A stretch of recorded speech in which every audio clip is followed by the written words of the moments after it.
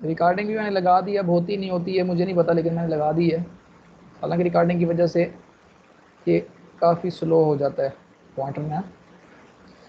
जी, मैंने आपको कल एक बात बताई कि न्यूक्लियोटाइड्स कनेक्ट होती हैं कार्बन 5 और कार्बन 3 के दरमियान रिएक्ट करती हैं, कि एक न्यूक्लियोटाइड की कार्बन 3 होती है और एक की कार्बन 5 होती है। यहाँ पे देखें कि दो न्यूक्लियोटाइड्स कनेक्ट हो रही हैं, ये एक न्यूक्लियोटाइड है और ये पूरे का पूरा दूसरा न्यूक्लियोटाइड है। ठीक हो गया, एक ये है और एक ये है। ओके,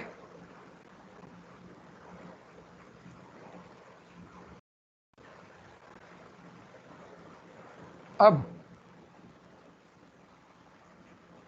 समझना ज़रा,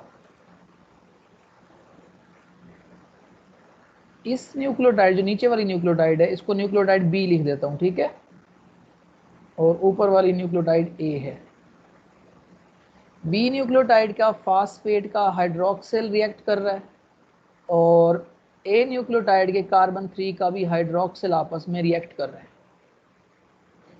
और रिएक्शन ऐसे हो रहा है कि जो पेंटोज शुगर का हाइड्रोक्सिल है वो पूरे का पूरा इन्वॉल्व होगा और फास्फेट का सिर्फ हाइड्रोजन, तो ये रिलीज हो जाएगा वाटर,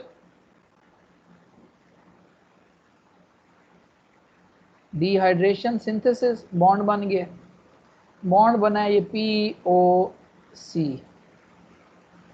POC, तो ये है फास्फो ईस्टर लिंकेज। और ये ऑलरेडी इस तरफ भी बना हुआ था POC, जो कि हम कल पढ़ चुके थे। तो दो न्यूक्लियोटाइड आपस में कनेक्ट हो रही हैं through phosphodiester linkage, 2POC, phosphodiester linkage. ठीक है, हो गया। और एक बात और भी याद रखना कि जब न्यूक्लियोटाइड्स यूं लीनियर ऑर्डर में जुड़ती जाती हैं तो सिंगल स्ट्रैंड अगर बन रहा हो डीएनए का या आरएनए का, तो एक एंड को बोला जाता है 5 एंड, कार्बन 5 का फास्फेट की वजह से, और दूसरे एंड को बोला जाता है 3 एंड, कार्बन नंबर 3 के हाइड्रोक्सिल की वजह से।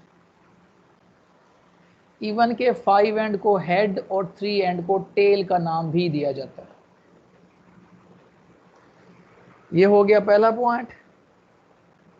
दूसरा पॉइंट ये था जी कि 5 एंड टू 5 एंड भी आपस में अटैच होती हैं न्यूक्लियोटाइड्स, 5 एंड टू 5 एंड। कैसे?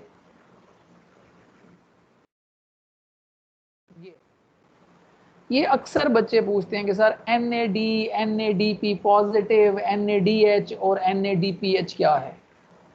बड़ा आसान है बच्चों, इंतहाई आसान है। पहले आप ये समझें, ये देखें, एक्चुअली ये है NADH, एक्चुअली ये चीज़ है, ये इसका स्ट्रक्चर है। दो न्यूक्लियोटाइड्स जुड़ी हुई हैं, ये देखें, एक ये न्यूक्लियोटाइड है पूरी की पूरी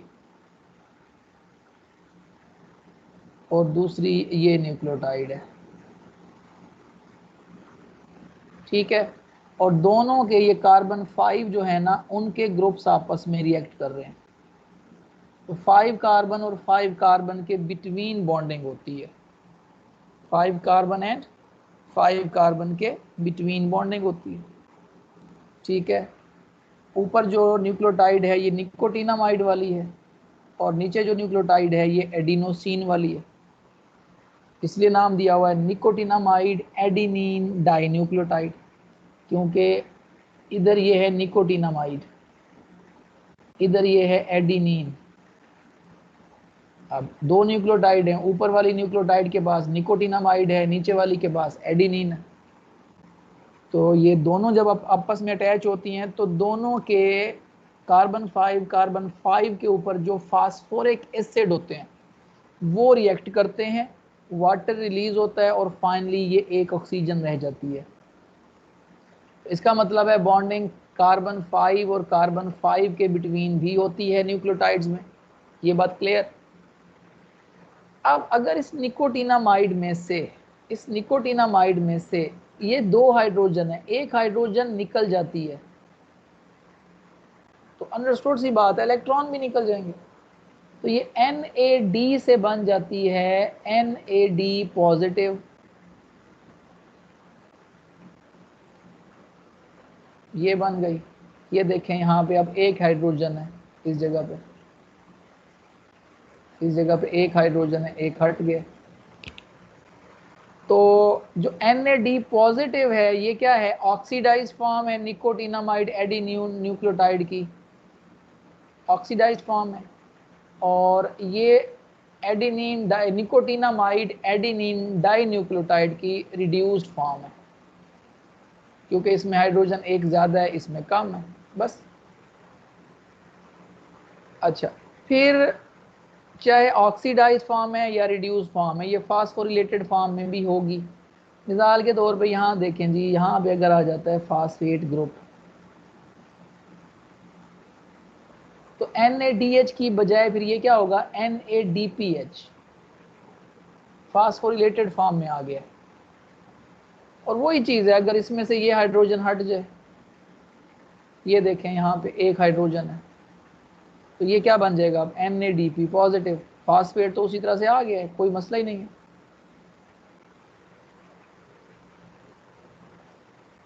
अब ये चारों चीज़ें मैं यहाँ पे इसलिए बता देता हूँ क्योंकि जब चैप्टर 4 में जाते हैं तो वहाँ बच्चे बहुत परेशान हो जाते हैं कि सर ये NAD पॉजिटिव और NADH क्या है, और NADPH और NADP पॉजिटिव, ये आपके सामने आपको पता लग गया ना। तो पता लगने के बाद आप टेंशन ना लेना कि ये सारा आपको ड्रॉ करना पड़ेगा, पढ़ना पड़ेगा, ज़रूरत ही नहीं है, भूल जाओ। अगर ये बात समझ में आ गई ना, हाँ यार ऐसा ऐसा होता है, दैट्स इट, दैट्स इट, ख़त्म, आगे चलो। अच्छा आगे नहीं चलो, वापस आओ।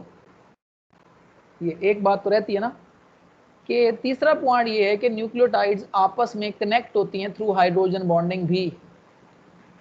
अल्लाह के बंदो, जब DNA बनता है तो DNA के दोनों स्ट्रैंड्स जब आपस में कनेक्ट होते हैं तो आप पढ़ते नहीं हो कि एक साइड की एडेनिन दूसरे स्ट्रैंड के थायमीन के साथ बॉन्डिंग बनाती है, और बीच में बॉन्डिंग कौन सी आती है, हाइड्रोजन।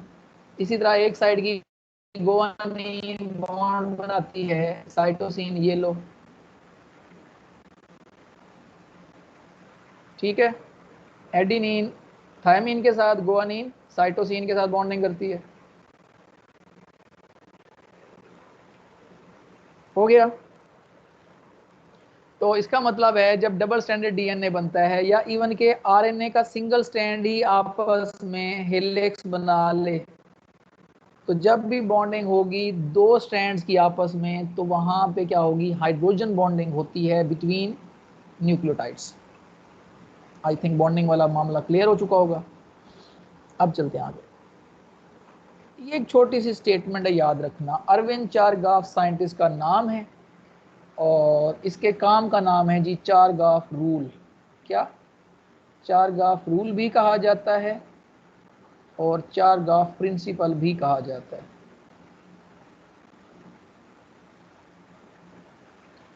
और बड़ा आसान सा है, सिर्फ एक लाइन याद रखना कि किसी भी DNA के अंदर, किसी भी ऑर्गेनिज्म के किसी भी सेल के अंदर, किसी भी DNA के अंदर जितनी अमाउंट प्यूरिन्स की होती है उतनी अमाउंट पाइरीमिडीन्स की होती है।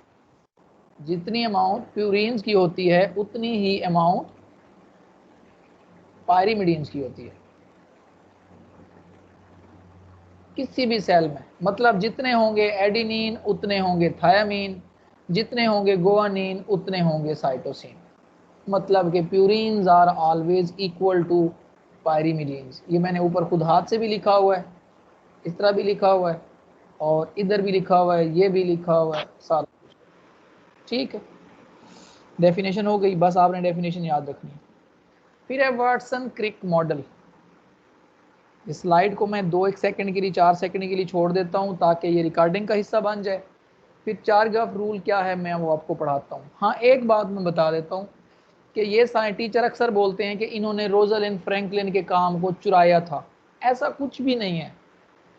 रोजलिंड फ्रैंकलिन थी या जेम्स वाटसन था, फ्रांसिस क्रिक था, ये तीनों ही स्टूडेंट थे मोरिस विल्किन के।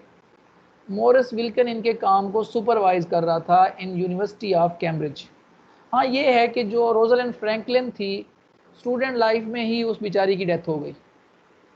कितने लोगों की यार स्टूडेंट लाइफ में डेथ हो जाती है। पिछले दिनों ही हम देख रहे थे यार कि आरएमसी के इस साल में 4 बहुत अच्छे बहुत प्यारे स्टूडेंट्स की डेथ हुई है, जिसमें से एक मेरा स्टूडेंट भी था, बल्कि हमारे टॉर्शिया का फर्स्ट एडमिशन था, पहला एडमिशन। जब टॉर्शिया शुरू हुई थी तो जो पहला admission, roll number 1 first year का, ओवरऑल भी वो पहला बच्चा, उसकी डेथ हुई। और यकीन करें उसकी इस डेथ को हम लोगों ने बहुत शिद्दत से फील किया है, बहुत शिद्दत से। और मुझे तकरीबन 4-5 दिन सुकून ही नहीं मिला। वो बच्चा बहुत अच्छा था, बहुत इज्जत करने वाला, प्यार करने वाला, एहतराम करने वाला, पढ़ने वाला, रावलपिंडी मेडिकल कॉलेज का स्टूडेंट था। मतलब बहुत अच्छा बच्चा था। बहुत कम लोग होते हैं जिनकी मतलब डेथ को बंदा इतनी शिद्दत से फील करता है, उनमें से वो एक बच्चा था। अल्लाह उसके दर्जात बुलंद करे।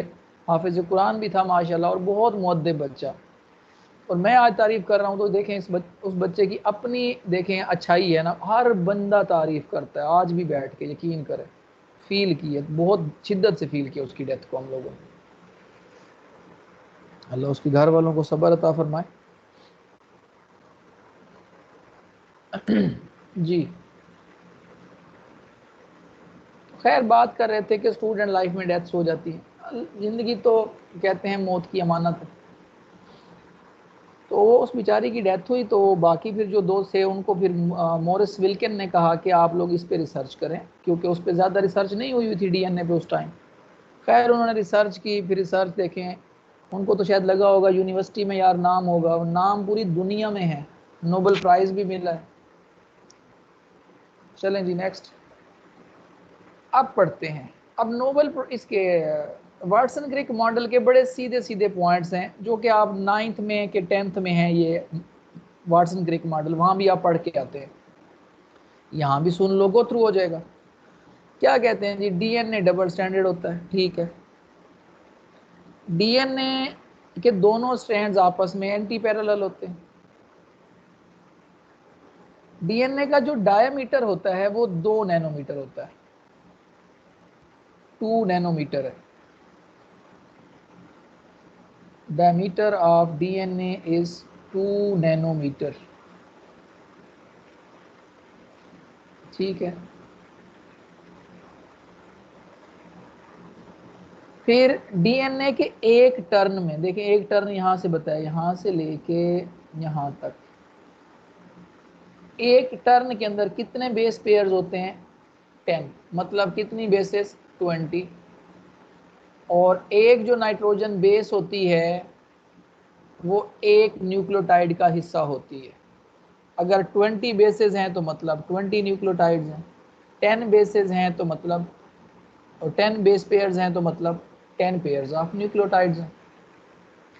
टर्न का कंसेप्ट समझें, ये आपको फिजिक्स के टीचर बताते हैं कि क्रस्ट होता है, ट्रफ होता है और क्रेस्ट होती है। क्रेस्ट है, ट्रफ है, तो ये यहाँ से लेके यहाँ तक एक साइकिल बनता है। तो यहाँ भी इसी तरह बनेगा, एक क्रेस्ट और एक ट्रफ, दैट इज 1 साइकिल। इतनी सी बात। अच्छा, अब एक टर्न का साइज कितना है? साइज 3.4 नैनोमीटर, या एंगस्ट्रम में लिखोगे तो 34 एंगस्ट्रम भी लिख सकते हैं इसको। जैसे नैनोमीटर होता है 10 रेज टू पावर -9, तो एंगस्ट्रम जो होता है वो होता है 10 रेज टू पावर -10, ठीक है। तो एक टर्न का साइज कितना है? 34 एंगस्ट्रम। अब एक बड़े मजे की बात है, वो कहते हैं जी एक टर्न का साइज 3.4 नैनोमीटर है, और उसी एक टर्न के अंदर है 10 बेस पेयर। तो 2 कंसेक्यूटिव बेस पेयर का डिस्टेंस कितना होगा? बड़ा आसान है, 34 3.4 divided by 10 is equal to 0.34। बस 2 कंसेक्यूटिव बेस पेयर्स के दरमियान जो डिस्टेंस होता है वो कितना है? 0.34 नैनोमीटर। फिर जब ये ट्विस्ट हुआ हुआ है तो आप गौर से देखें, एक तरफ बड़ा डिप्रेशन है, जैसे यहाँ से बड़ा डिप्रेशन है, ये छोटा सा खड्डा इस तरफ, फिर इसी तरह इस तरफ बड़ा डिप्रेशन है, यहाँ पे छोटा स्मॉल है। इसी तरह यहाँ लार्ज डिप्रेशन है, यहाँ स्मॉल है। जो लार्ज डिप्रेशन है इनको मेजर ग्रूव्स कहते हैं, जो स्मॉल होते हैं उनको माइनर ग्रूव कहते हैं। ग्रूव का मतलब होता है गढ़ा, डिप्रेशन। अब उसके बाद आसान बातें शुरू हो जाएंगी। वो क्या कि जी डीएनए में होती है नाइट्रोजन बेस होते हैं, एडिनिन, गुआनिन, साइटोसिन, थायामीन। फिर एक और पॉइंट बोला जाएगा, हाइड्रोजन बॉन्डिंग होती है। एडिनिन 2 हाइड्रोजन बॉन्ड बनाता है विद थायामीन, तो गुआनिन 3 हाइड्रोजन बॉन्ड बनाता है विद साइटोसिन। हो गया। और आखिरी पॉइंट बोल रहा हूँ कि डीएनए की जो रेप्लिकेशन होती है वो सेमी कंजर्वेटिव होती है। मतलब एक से जब 2 डीएनए बनते हैं तो ये प्रोसेस है सेमी कंजर्वेटिव। क्या मतलब है इसका? ये देखो बच्चों, ये है पेरेंटल स्ट्रैंड, ये है parental DNA, double stranded DNA बना हुआ ना। जब ये रेप्लिकेट करता है तो पेरेंटल स्ट्रैंड अलग हो गया, डॉटर स्ट्रैंड इसने नया बनाया। इसी तरह से इधर भी पेरेंटल स्ट्रैंड है, एक डॉटर स्ट्रैंड है। तो ड्यूरिंग डीएनए रेप्लिकेशन जो स्ट्रैंड्स होते हैं वो एक दूसरे से अलग होते हैं और हर एक स्ट्रैंड अपना एक न्यू स्ट्रैंड बनाता जाता है। तो फाइनली जो डीएनए बनता है हाफ ओल्ड होता है, हाफ न्यू होता है, हाफ ओल्ड होता है, हाफ न्यू होता है। तो हाफ कंजर्व है, हाफ न्यू है, तो सेमी कंजर्वेटिव। एक स्ट्रैंड पेरेंटल, एक strand daughter. This is all about Nobel क्या नाम है, वाटसन क्रिक मॉडल। इसका नाम शुरू में रखा गया डीएनए स्केल मॉडल, फिर इसका नाम पड़ा रोप लैडर मॉडल, और लेटर ऑन इसका नाम रखा गया वाटसन क्रिक मॉडल। और 1953 में आई थिंक इसको नोबेल प्राइज भी मिला। और वो नोबेल प्राइज जो है वो शेयर्ड है between Watson, Crick and Morris Wilkin. जो इनका सुपरवाइजर था वो भी शामिल है। हाँ पढ़ते हैं तो हम 2 का नाम पढ़ देते हैं जी। नेक्स्ट ये देखें जी, आरएनए। आरएनए आप पढ़ते हैं कि डीएनए से बनता है, और आरएनए जब डीएनए से बनता है that process is called transcription. और बाकी आरएनए के फीचर क्या हैं वो मैं कल वाले लेक्चर में आपको स्लाइड दिखा भी चुका हूँ, बता भी चुका हूँ, जब मैंने कंपैरिजन बताया था डीएनए और आरएनए का। तो अभी हमें उसकी ज़रूरत नहीं है। अभी आप देखें इसकी 3 टाइप होती हैं, मैसेंजर आरएनए, ट्रांसफर आरएनए और राइबोसोमल आरएनए। हर एक के बारे में आपने 3 बातें याद रखनी है। पहले तो यहाँ एक चीज़ बनाता हूँ, इसको समझो। ये एक सिंगल सेल मैंने बनाया है। इस सेल में फर्ज करें ये बना दिया डी न्यूक्लियस। न्यूक्लियस में पड़ा हुआ है डीएनए, ठीक है। इस डीएनए से बनता है 3 तरह का आरएनए अलग अलग। मैसेंजर आरएनए भी यहीं से बनेगा,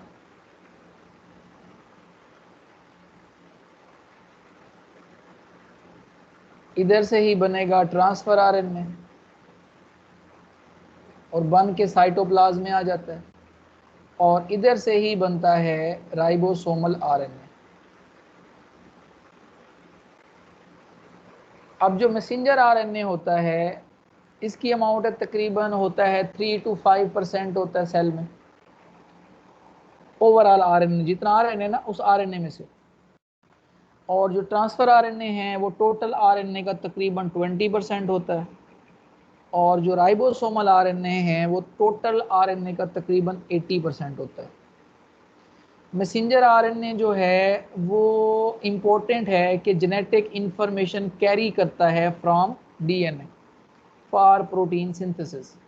जेनेटिक इंफॉर्मेशन कैरी करता है for protein synthesis from DNA. और ट्रांसफर आरएनए क्या करता है, मैसेंजर आरएनए की न्यूक्लियोटाइड्स को रीड करता है और उन न्यूक्लियोटाइड्स की रीडिंग के मुताबिक अमाइनो एसिड्स को कैरी करके ले आता है। और राइबोसोमल आरएनए क्या करता है, उन अमाइनो एसिड्स को आपस में जोड़ के प्रोटीन बना देता है। तो अगर हमने ये कहा है कि messenger RNA genetic information carry करने के पॉइंट ऑफ व्यू से इंपॉर्टेंट है, तो जो ट्रांसफर आरएनए है वो ट्रांसपोर्ट ऑफ अमाइनो एसिड्स के लिए ज़रूरी है, और राइबोसोमल आरएनए है protein synthesis point of view से important, protein synthesis point of view से इंपॉर्टेंट, ठीक है। नेक्स्ट, अब मैसेंजर आरएनए के ऊपर बच्चों जो 3 न्यूक्लियोटाइड होती हैं ना, 3 न्यूक्लियोटाइड्स, ये स्पेसिफिक होती हैं फॉर 1 अमाइनो एसिड, ये कोड होती हैं फॉर 1 अमाइनो एसिड। तो अगर आपने प्रोटीन बनानी है जिसमें 1000 अमाइनो एसिड हो, तो फिर मैसेंजर आरएनए की लेंथ कितनी होनी चाहिए? 3000, क्योंकि 3 न्यूक्लियोटाइड जो होती हैं वो 1 अमाइनो एसिड के लिए सिग्नल होती हैं। तो अगर 1000 अमाइनो एसिड वाली प्रोटीन बनानी है तो न्यूक्लियोटाइड कितनी होनी चाहिए मैसेंजर आरएनए की? 3000। इसी तरह अगर 500 वाला बनाना होगा तो कितनी चाहिए होंगी? 1500। 200 वाला चाहिए होगा तो फिर कितनी होंगी? 600। ठीक है, 1=3 है ना।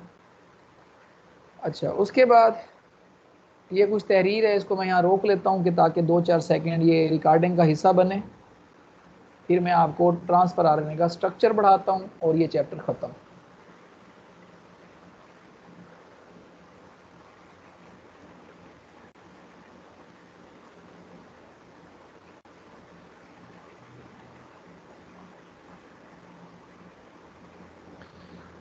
अब हो सकता है आपकी बुक में थोड़ी बहुत वेरिएशंस हों, ये लिखी हुई है ना यहाँ पे, जैसा कि ये देखें लिखा हुआ है जी मैसेंजर आरएनए कितना है? 3 to 4% है। यहाँ पे देखें ट्रांसफर आरएनए कितना है? तकरीबन 10 to 20% है। और राइबोसोमल आरएनए कितना है? तकरीबन 80% है। ठीक है, अभी हम डिस्कस करते हैं structure of transfer RNA. Structure of transfer RNA, ठीक है।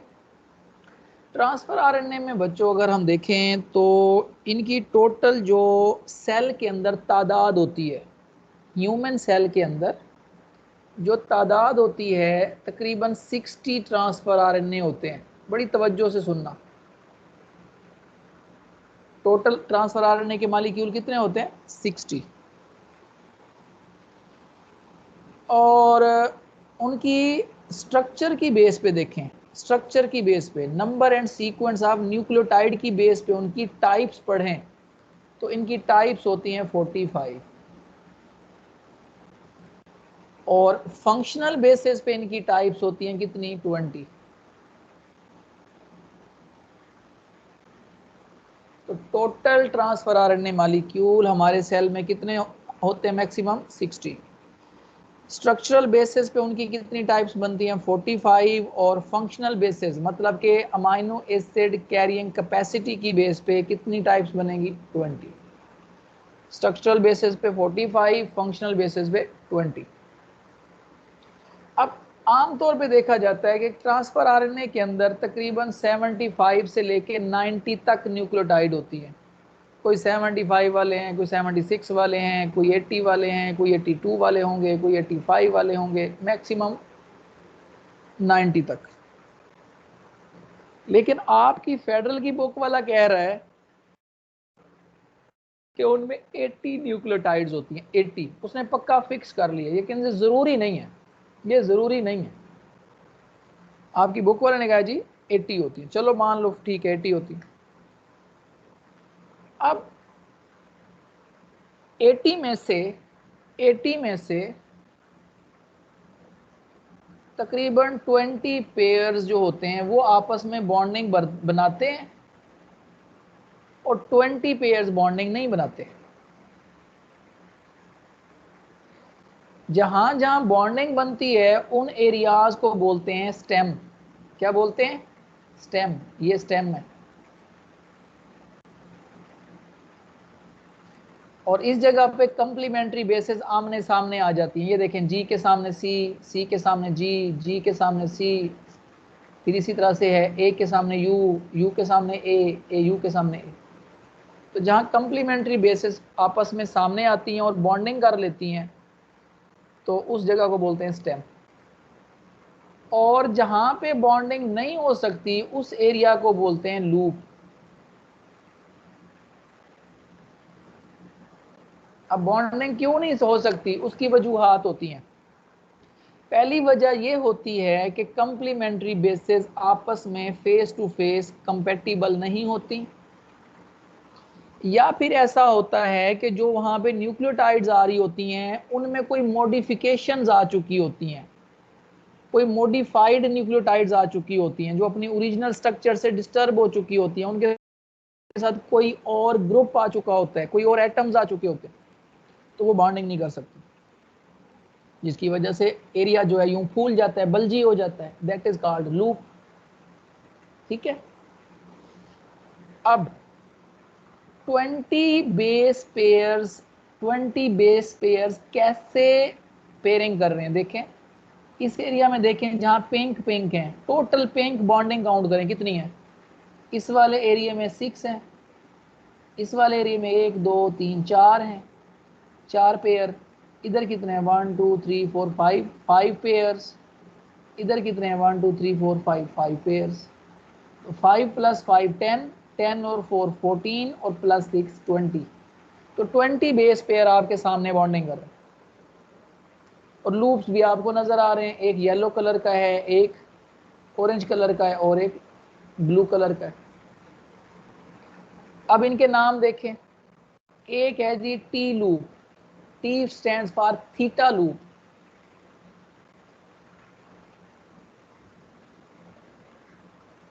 इसका एक और नाम भी है जो मुझे याद नहीं है, नेट वगैरह से शायद मिल जाए। इसका नाम है डी लूप या डेल्टा लूप।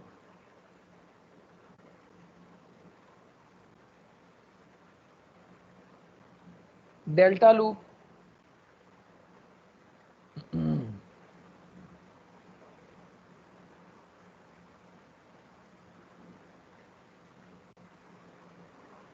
ठीक है। और इसी तरह से ये नेक्स्ट है जी anticodon loop, anticodon loop, और लिखा हुआ था बल्कि ये। अब इनके फंक्शन सुन लें और उन फंक्शंस को रट्टा लगा लेना, ठीक है, क्योंकि इनके जो फंक्शंस हैं वो अलग पूरी एक टॉक है जो कि हमने सेकेंड ईयर में जाके चैप्टर नंबर 23 में डिस्कस करनी है। अभी जरूरत नहीं है। फंक्शन क्या है, जो थीटा लूप होती है वो एंजाइम को एक्टिवेट करती है, एंजाइम को एक्टिवेट करती है, ओ सॉरी, एंजाइम के साथ बाइंड करती है, बाइंडिंग साइट को रिकॉग्नाइज करती है।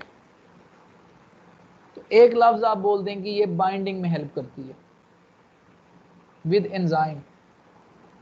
जो डी लूप होती है वो एक्टिवेट करती है एंजाइम को, थीटा लूप बाइंड करती है with enzyme, delta loop activate करती है एंजाइम को, और जो एंटी कोडान लूप होती है ये अटैच कराती है विद मैसेंजर आरएनए।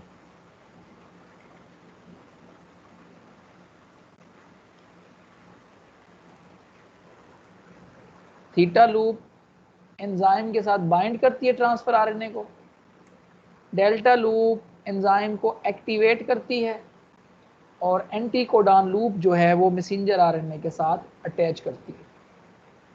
जी बच्चों, this is all about today. और इस तरह से आपका चैप्टर 2 भी कंप्लीट हो गया है, और इंशाल्लाह ताला कल आपका ये टेस्ट है, टेस्ट को हम डिस्कस करेंगे, और परसों मैं स्टार्ट कर दूंगा चैप्टर 3, और मेरी कोशिश होगी कि उसको हम 3 चैप्टर को 3 डेज में ही वाइंड अप कर दें, ताकि हम नेक्स्ट जो मंडे है वो आ रहा है, फिज़िकल लाइव सेशन आ रहे हैं, तो इंशाअल्लाह ताला उसमें हम चीज़ों को देखेंगे, और कोशिश करें फ़िज़िकल सेशंस को ज्वाइन करें। ज़िंदगी के अगर बाकी मामला चल गए हैं, तमाम ऑफिसेज, तमाम restaurant, hotel, picnic point, shopping mall, सब कुछ ओपन है, लोग आ जा रहे हैं, घूम फिर रहे हैं, एक दूसरे को हाथ मिला रहे हैं, लेन देन हो रहा है, कोई मास्क कुछ भी नहीं। तो मेरे ख्याल से जो स्कूल और कॉलेजेस होते हैं वहाँ तो आती ही हेल्दी जनरेशन है, यंग जनरेशन है, जो कि ज़्यादा हेल्दी है, ज़्यादा एनर्जेटिक है, ज़्यादा इम्यून है, ज़्यादा नीट एंड क्लीन है। जो अकेडमी, स्कूल, कॉलेज पढ़ने आते हैं बच्चे खुद अपनी सफाई सुथराई का ख्याल रखते हैं। इवन कि छोटा सा मासूम बच्चा है जो प्रेप जूनियर प्रेप क्लास में, नर्सरी में पढ़ता है, उसको भी माँ बाप सुबह नीट एंड क्लीन करके भेजते हैं। तो कोशिश करें, हाँ एहतियाती तौर पे, बेशक पहला वीक है, थोड़ा सा बच्चों में हो सकता है हो डर या ऐसा, हालांकि ज़रूरत नहीं है। आप कोशिश करें मास्क लगाएं, कोशिश करें पहला वीक एक दूसरे से बेशक हाथ मत मिलाएं, ठीक है। और जब आप एकेडमी में हैं तो आप 2 दफ़ा जाके हाथ धो लें, 3 दफ़ा जाके हाथ धो लें, या हर क्लास के बाद जाके हाथ धो लें। तो सैनिटाइज आपको कराया जाएगा, वहाँ पे बेसन भी लगे हुए हैं, ढेरों हैं, वॉशिंग एरियाज भी हैं, वहाँ पे भी साबुन पड़े होंगे, हैंड वाश होंगे, आप इस्तेमाल करें। तो कोई ऐसी बात नहीं है, कोई डरने की बात नहीं है। और ठीक है, चलें जी, इंशाल्लाह कल टेस्ट अच्छे से प्रिपेयर कर लेना। इस चैप्टर के सेकंड हाफ का टेस्ट आपका माइक्रोसॉफ्ट टीम पे भी होगा, एकेडमी टेस्ट होगा, MCQ short question long question, और DLP पे इसके सेकंड हाफ का OTT होगा। ठीक हो गया, अपना ख्याल रखें, अल्लाह हाफिज़।